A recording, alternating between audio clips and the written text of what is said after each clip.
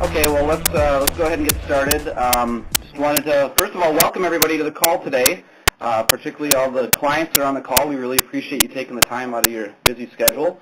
Also want to welcome anybody else who's on the call who's maybe thinking of becoming a client, or maybe you're currently in the process of being referred to us. We want to also welcome you and thank you so much for taking the time out of your busy schedule.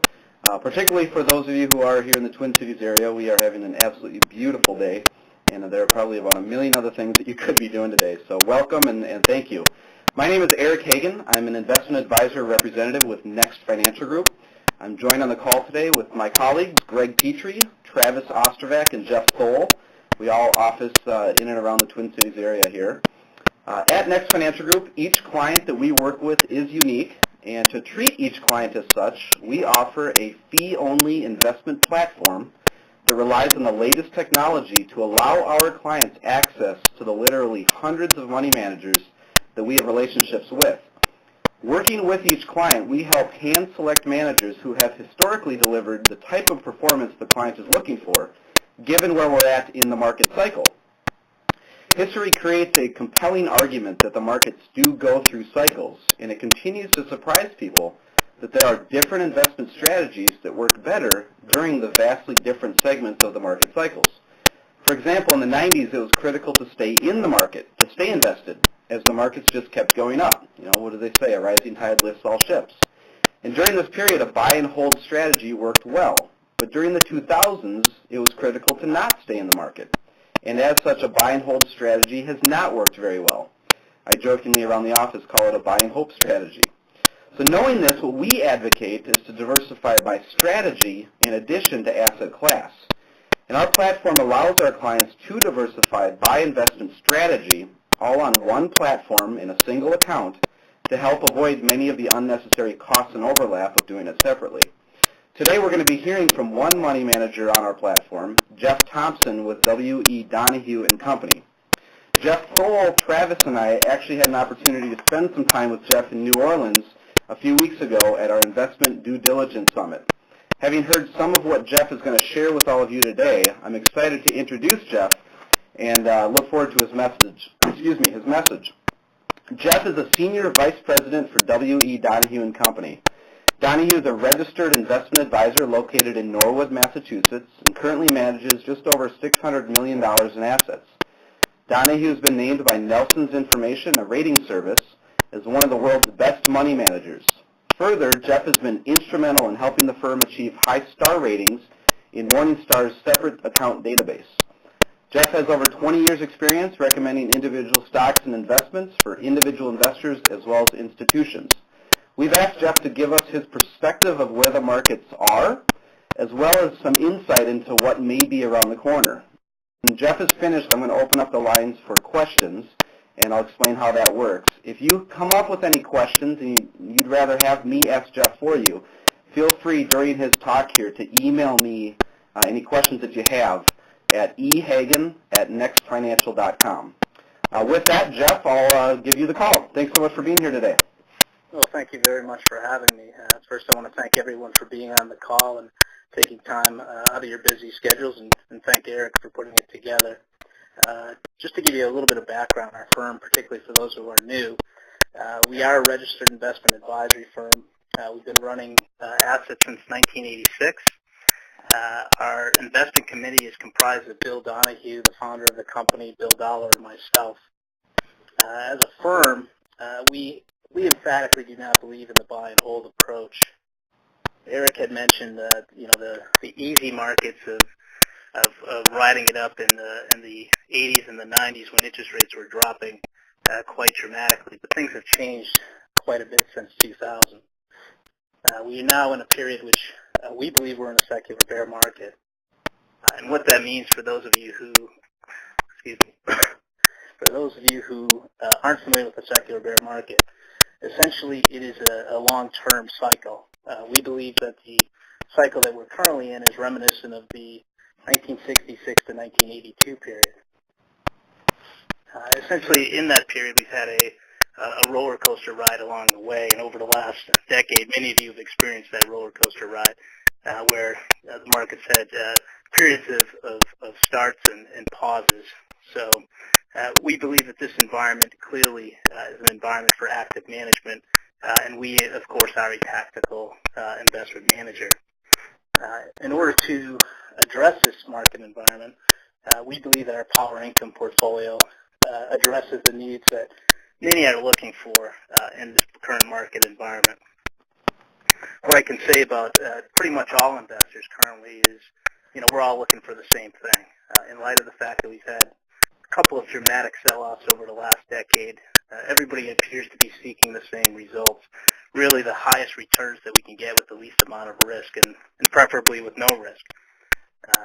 And we as a firm have a defensive philosophy overall, and we believe that it's not our job to make clients rich. It's really our job to at least make an attempt to make certain that they don't go poor. And with that, what our power income portfolio is designed to do is really to show, bring a solution that can provide strong risk-adjusted returns and overall provide some consistency for those clients who are concerned with risk in the current market environment. And basically, the way that the strategy works is pretty simple in terms of composition. We trade between high-yield bond funds and cash with the strategy, and we'll also employ some hedging techniques. And, why do we like high-yield bonds? Clearly, the high-yield asset class has delivered very strong risk-adjusted returns since the turn of the millennium, being in 2000. A lot of people aren't familiar with this, but over the last decade plus, the S&P 500 index has really not offered a tremendous amount of results over time. In fact, since the turn of the millennium, it's averaged about 2.5%. A good portion of that is due to dividends. If you stripped out the dividends, it would have done about 0.5%.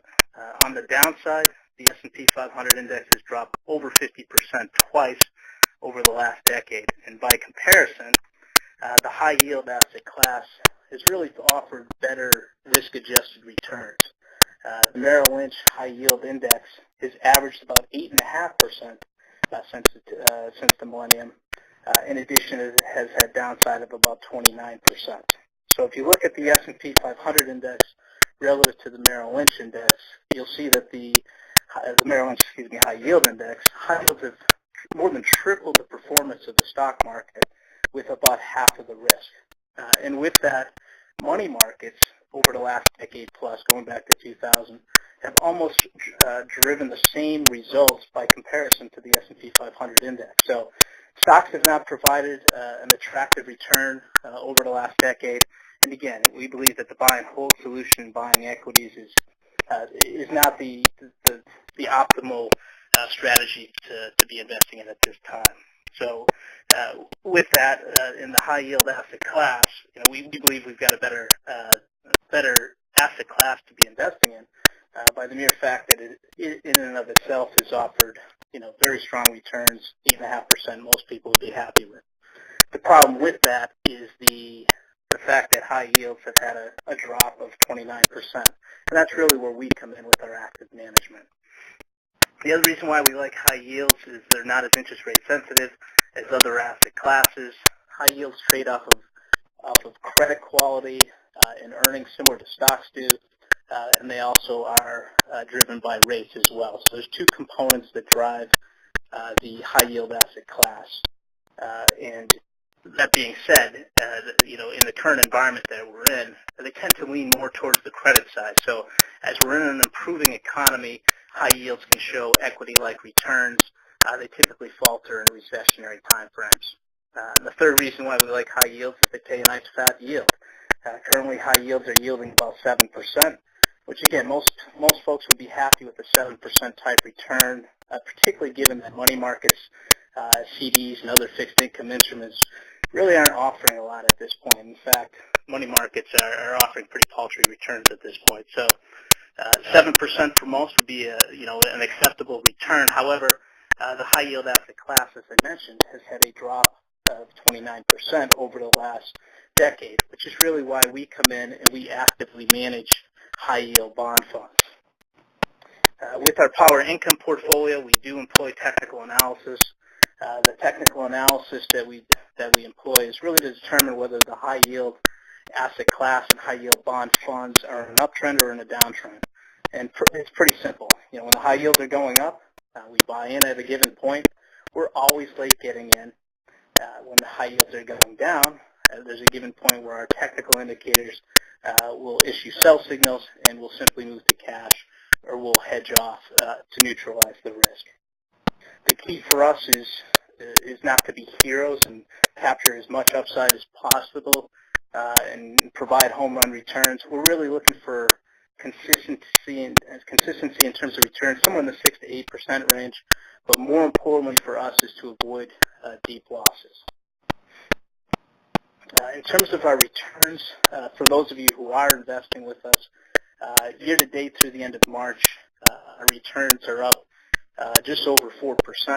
And again, if you look at our return sheets, you're going to see we typically fall in that 6 to 8% type range. So we are seeking consistency. So we've been running the strategy since 1998.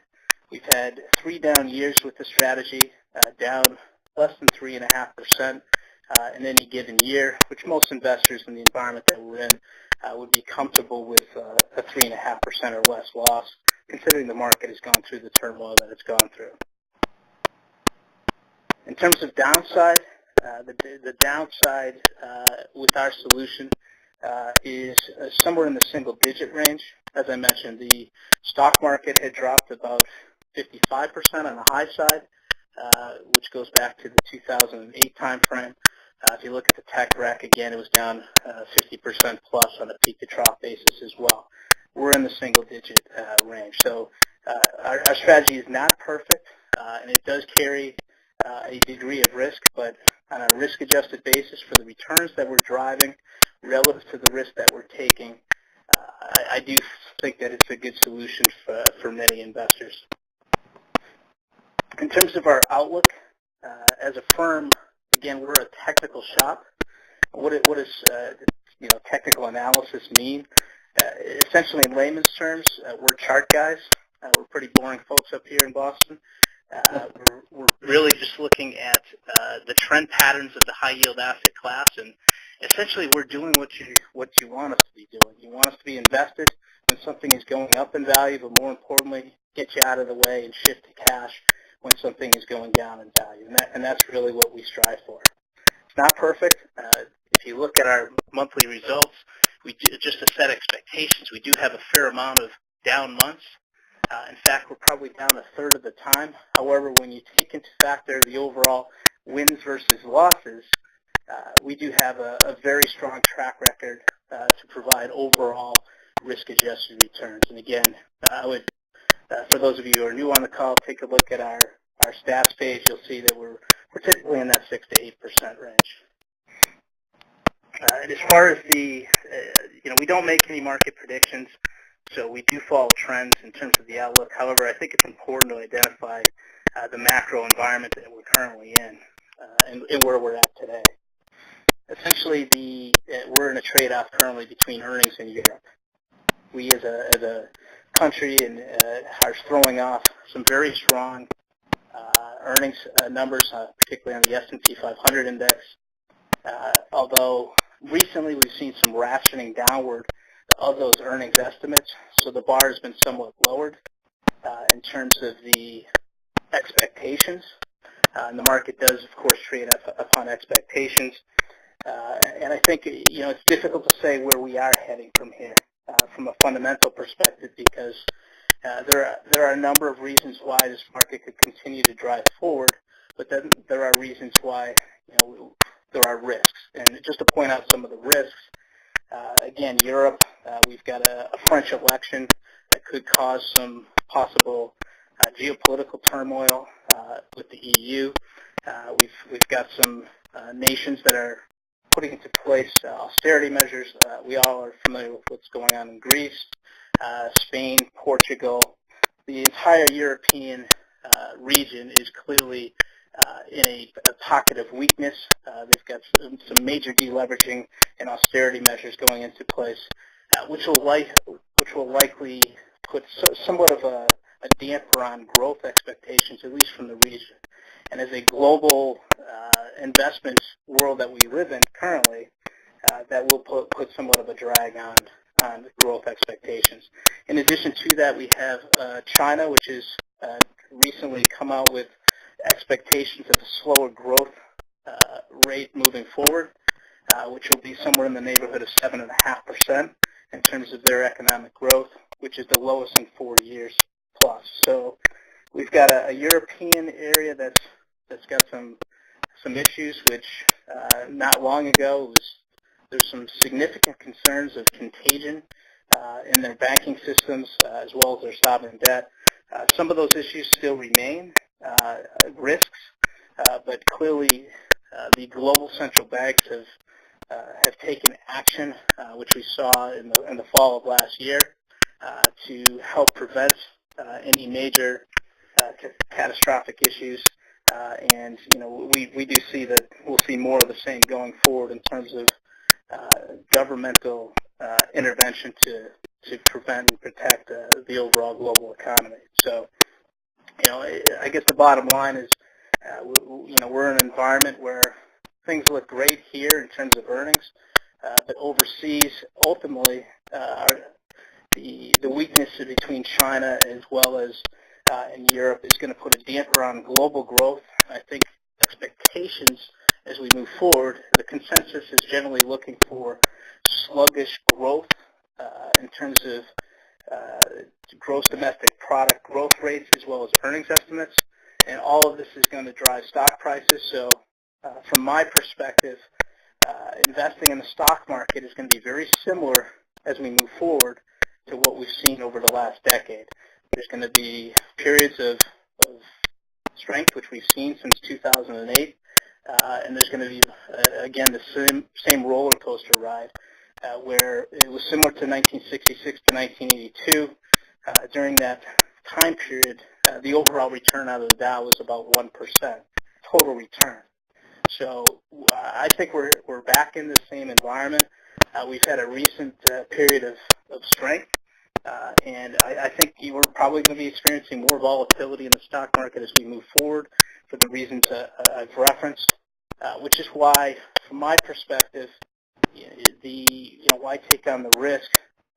We believe that our strategy, which trades again between high-yield bonds and cash, offers a better risk-adjusted solution, given the fact that we have low growth expectations with probably very shallow returns.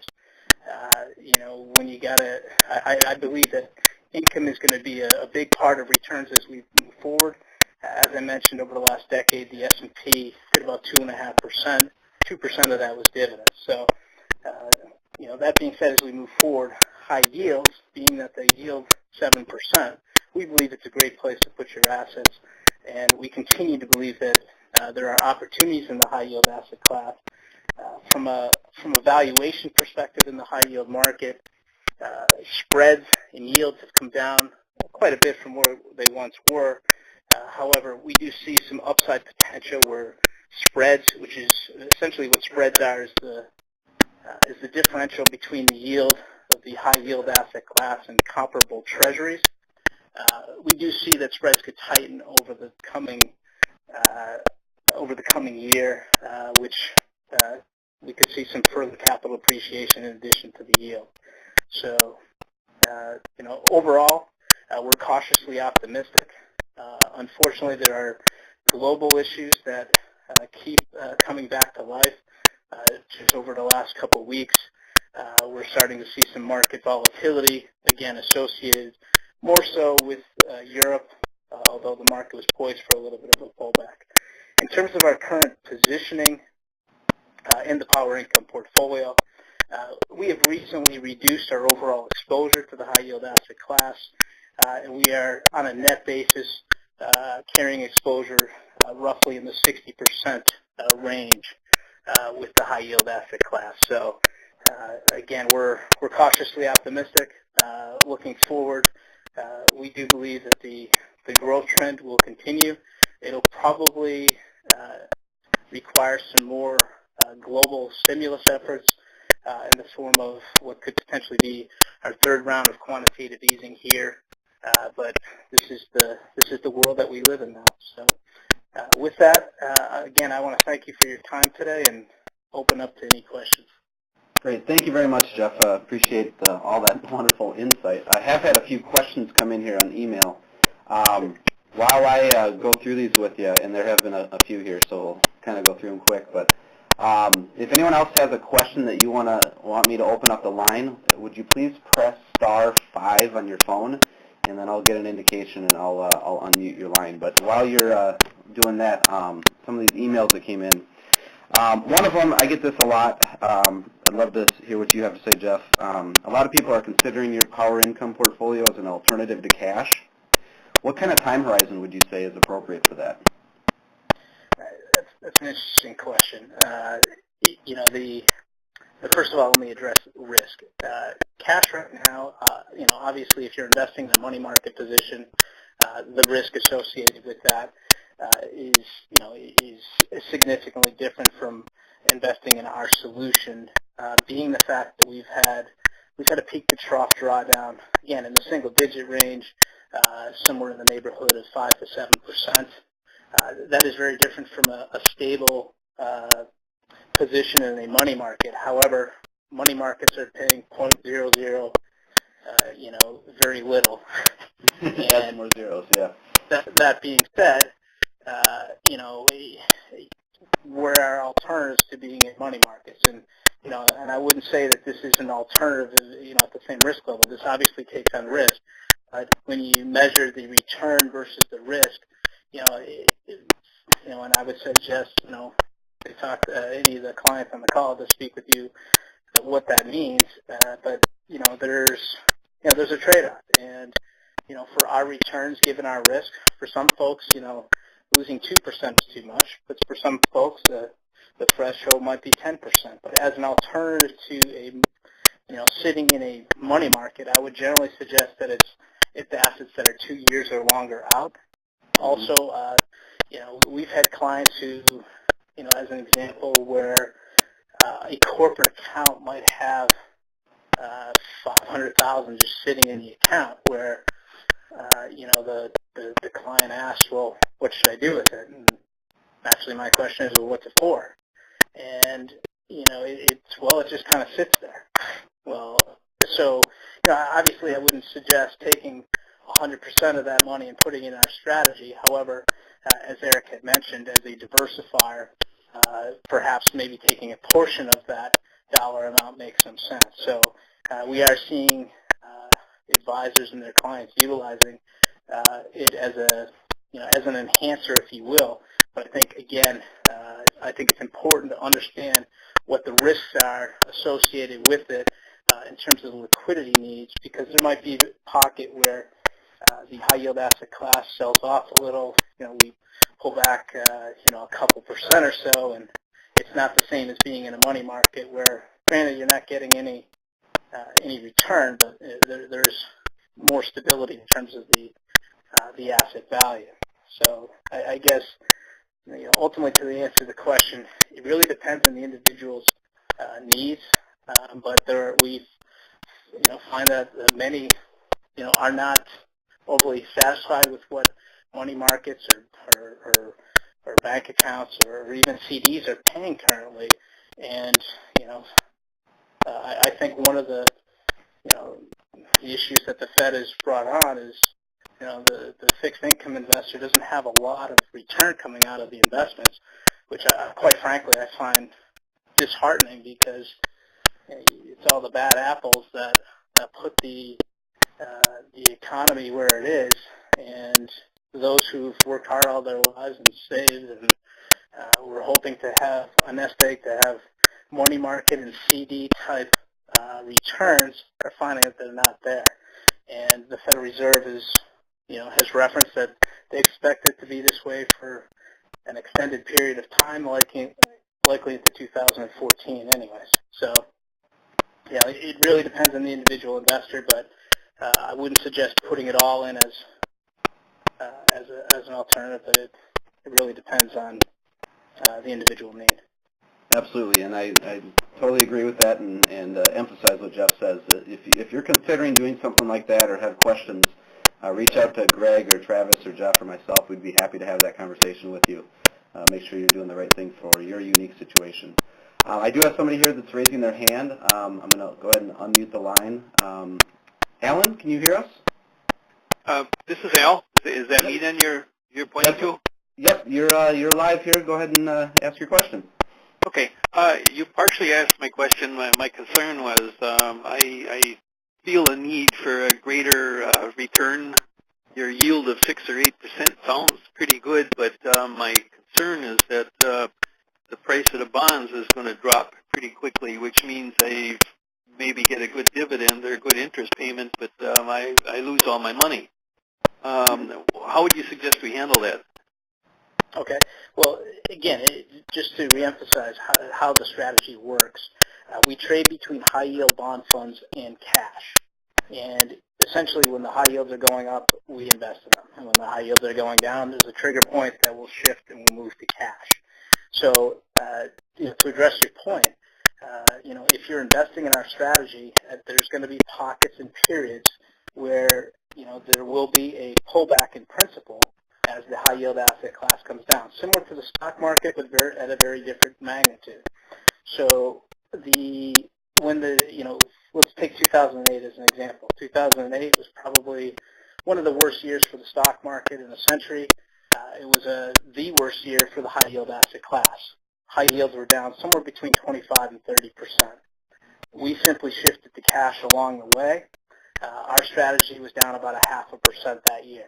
So taking the worst year, and obviously past performance is not indicative of future results, but along the way we will shift to cash, and there will be periods where we've had years, and last year was a little choppy, where there could be a down year. So, but you got to take the strategy collectively as a whole and look at the downside versus the upside, and to get a 6 to 8% type return, particularly in the investment environment that we're in, with interest rates where they're at, you're going to find very few alternatives to get that type of upside without taking on some degree of risk. And we believe that our risk is mitigated on the downside by the fact that we can shift to cash. Great. Thank you. I got another email that came in here. You mentioned that you are a chart guy, and you get into the high yield when it's going up and out when it's going down. And you're doing that by looking at trends. The question is how are trends different from predicting the future? Predicting the future is, right now, I can make predictions. I can make predictions that at the beginning of the year, the Red Sox would go all the way. But so far that's proving wrong. But in terms of trend following, what we're actually looking at is we're plotting daily price activity of every underlying high-yield bond fund that we trade.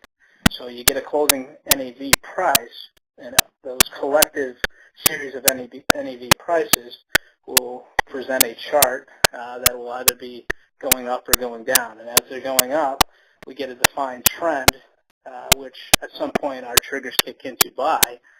Conversely, when the high yields are rolling over, and you're going to get the decline in price action, again, we trigger sells. As far as making predictions about the markets, I think you always hear the pundits say that the market's going to do 10%, which is roughly the mean average return over time. Well, there are a lot of factors that could dislodge this market, and if you look back to 2008, very few were predicting, that we were going to have the demise that we had. You had Rubini out there calling for, and Rubini's in a perma there anyways, but there are very, very few that can, make predictions about the market. I just think there's so many variables that are associated with what could, change the direction of this market. One being, like I said, China and Europe alone could cause some major disruptions to this market, where, even though domestically here we're we're moving along with an unemployment rate that's relatively high but seems to be in check. We are globally interdependent where, at some point if we get some political uncertainty, you get a socialist that comes into France, into power, and there's some disruption in agreements with Germany, and the whole euro could be in jeopardy, which should cause a ripple effect. So, these are areas that you can't predict. Similar to what we saw last year in the market. So, as such, even though I have gut feelings about the market, we as a firm do not invest with our gut feelings. We invest predicated upon, the trends of the market. Because if you look at your typical forecasts and economic expectations, they're generally way off the mark. Fundamental analysts. So you look at the fundamental analysts, and here's a perfect example. If you look at it at the micro level of, who were the analysts that were analyzing Enron and WorldCom and Lehman Brothers, and not too many of them said that these companies are going to completely collapse. So, they can't even analyze an individual company and make forecasts and predictions that are accurate. Lehman Brothers was a high-quality investment-grade firm, and it fell off the map. So, for all of these reasons, we believe that, at least in the environment that we're in, the one thing that we do know about technical analysis is in any given day, the price of a given security reflects all the news and information that is out there. So, our methodology, it's not perfect by any means, but, it has provided us the discipline to move in and out of the high-yield asset class to show the results that I think many are looking for. Great. I got another person raising their hand here. Let me unmute the line. Greg? You there? Yeah, hey, it's me, Greg. Hi, Greg. How's it going? I got a question regarding new issues on corporate bonds, high-yield corporate bonds. Are we seeing anything new, or ETF and fund managers pretty much recycling current issues? Well, this is I think what we're seeing is a dramatic influx, particularly in the first quarter, of new issues. In fact, I believe it was the largest influx of new debt coming in, which is natural due to part of it being a cycle of refinancing past debt, and also part of it is, hey, interest rates are extremely low. If I'm a corporation, now's the time to go out and borrow.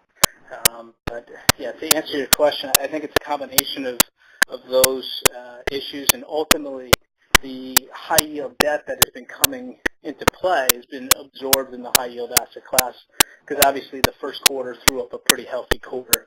The Merrill Index was up, give or take 5%.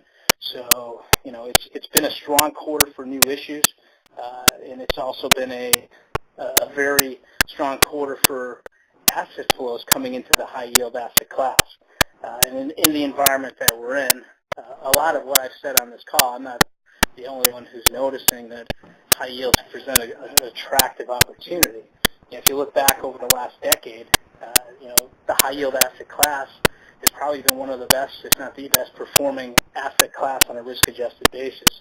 So, in light of the fact that rates are where they're at, there's a tremendous amount of supply that's come into the market in the first quarter of this year, and to the tune of $95 billion, which is a pretty healthy number in the high yield asset class. So I do expect that the new issues that are coming forward are probably going to dissipate to a certain degree, and which is going to I think also be a positive for the high yield asset class as well, provided that the demand is still there coming in terms of inflows into the areas such as ETFs, and the high yield ETF market is an area that's clearly ballooned.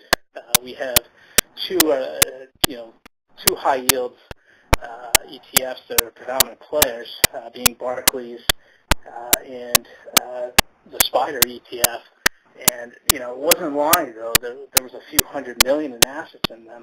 Now we're at a level where there's north of $20 billion between the two. So there's been a lot of money that's come into the high yield asset class, and I think largely due to the macroeconomic backdrop that I've referenced. I believe that will continue, but high yields in the credit cycle goes through cycles, and I think we're probably 2/3 of the way through this cycle, and eventually we'll have another rolling turning point, which along the way, which is precisely why we have the triggers that we have to shift the cash, and it does allow us a nice opportunity to come back in. So similar to 2008, we shifted to cash. 2009 created a huge buying opportunity. I'm not certain we'll ever see a dramatic sell-off in the high-yield asset class like we saw, but but new issues is part of the overall mix. We as a firm, again, we trade high-yield bond funds. We don't trade individual high-yield bonds. Right. You say, can I ask another part to that question? Sure. On that note that there are a number of new issues coming out, what range of interest rate returns are you seeing on those, anywhere from low-rated to high-rated corporate? It's in terms of the current. I don't track the high yield underlying bonds to that level, but I would say in general, the current yields are about 7%, but it's really going to depend on obviously on the credit quality of the underlying bond. But as far as that specific data, I don't have that, but I could get my hands on it to get to you, because at the end of the day, I think that answers my question. Thanks. I was suspecting somewhere, on average around the 7% range, probably be on the high end. And it could be even higher if you're talking about triple C's or, and right now, from a valuation perspective, which, our discipline is technical, I think the lower quality areas, I think are creating great opportunities, more so today, just because of what's happened over the last year. But but in terms of the factors that we attribute to our results and our discipline, we don't get down to that granular fundamental analysis, because at the end of the day, again, it's factored into the price. Thank you. Great. Thanks. I got another, I'm going to check here, another caller, I think. Alan, are you there? Did you have another question? This is Al. Yep. Did you have another one? Or Yes. Okay, good. Just go ahead. High yield tends to have maybe more defaults than, say, the lower yields by definition, and I'm kind of wondering where we are in the cycle as far as defaults, and also the longer-term trend in interest rates is going up, so it seems like you're climbing a hill that you can't get out of here with high yield and preserving principal. Well, that's several emails on that one as well, Jeff. Okay, that's a great question.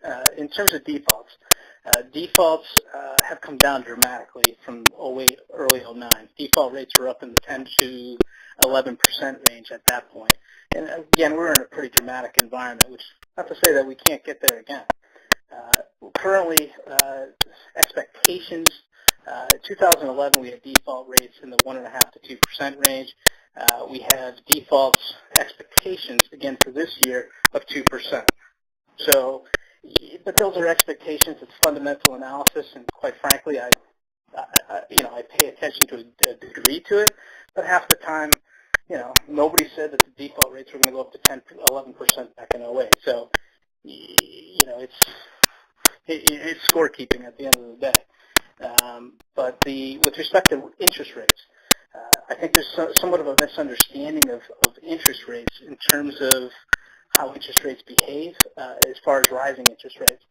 Over the last decade, we have had periods of rising interest rates. Let's take, for example, the period from 2000 through 2003. We had, or I should say 2002, we had the tech wreck. The Federal Reserve on the short end of the curve reduced interest rates down to 1% on Fed funds rates. They provided liquidity, stimulated the economy got back on track. largely due to the fact that we were creating a new bubble, and the market had a great run.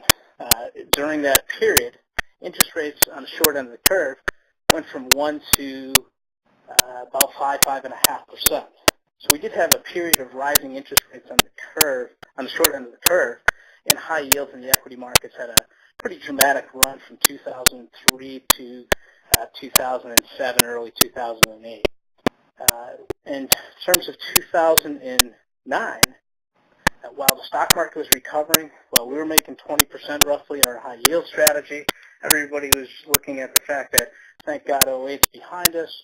What was lost in a year like that was the fact that the long end of the curve was steepening, and long bonds got, for all intents and purposes, crushed. If you look at most are familiar with ETFs. If you look at the symbol TLT, which is the 20-year plus Treasury, the 20-year plus Treasury lost about 22% that year.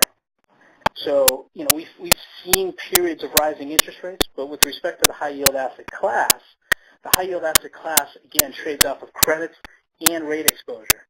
So if you look back over the last 25 years, statistically, high yields have actually done better in a rising interest rate environment than they have in a falling interest rate environment, nearly by a measure of 2 to 1, about 12% versus roughly 7%. So when rates rise, typically you have an improving economy, and generally if you have an improving economy, credit quality improves. Therefore, high yields are trading off of credits more so than rates. So if we do have a rising interest rate climate where we get into an environment where we've got rising, essentially stagflation, where we've got an environment where rates are spiraling because of inflationary pressures, we've got very low or negative growth, obviously that's not going to be a good environment for high yields. Clearly not going to be a good environment for stocks, and more so, I'd watch out for long-end treasuries, longer-term treasuries. So in that environment, at some point, our traders will kick us to cash. And cash, even though it may not be, or money markets may not be keeping up with inflation, the alternative obviously is worse. So, I think in terms of the interest rate cycle that we're in, eventually we will see a turn. And if they gradually ratchet up, high yields will have some degree of interest rate sensitivity, but nowhere near the sensitivity that you might find in other areas. So, and for those who aren't familiar with how rates versus bonds work, there's an inverse correlation between bond prices and interest rates. And the longer the duration and the higher the quality, because you're really trading more so off of rates than off of credits, in that rising interest rate cycle, the worse off you're going to be. So it's, right now I don't see any of these pressures coming into the mix, but if they do, we simply have a place to go, which is to go to cash, which is why, we as a firm do not believe in buy and hold, because some of the possibilities that you're alluding to, they could come into play. But we have seen periods of rising interest rates, so if the economy does firm up, the Fed starts to raise interest rates again, which they've said that they're not going to do for a couple of years, then we could see somewhat of an interest rate hitch to the bond market. It'll affect the high yield asset class to a degree, but if the economy's moving along nicely, you'll see credit improvement as well. Great, Jeff. Thank you very much. I don't see anybody else raising their hand here. I think you covered most of the emails that I got here. If anyone else has any questions, feel free to email me or whoever invited you to the call today. Jeff, do you have anything else that you want to add? Otherwise, I can just kind of close out the call.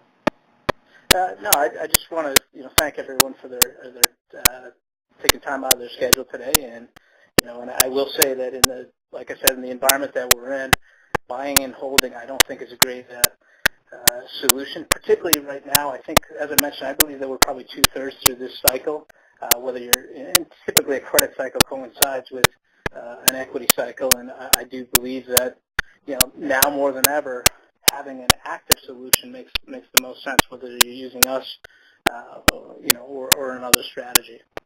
again, I want to thank everyone. Great. And Jeff, thank you very much. And also, like Jeff said, thank you to everyone who's on the call today. Really commend you for staying involved in your investment plan. If you'd like more information about Jeff's portfolios at Donahue there, or want to talk about how it can fit into your overall plan, please reach out to the person that invited you. I also invite you to go to www.adaptmyportfolio.com. We've got some information there as well. But with that, I'll close out the call, and everyone have a great day. Thanks so much for joining us. Thanks, Jeff. Thanks.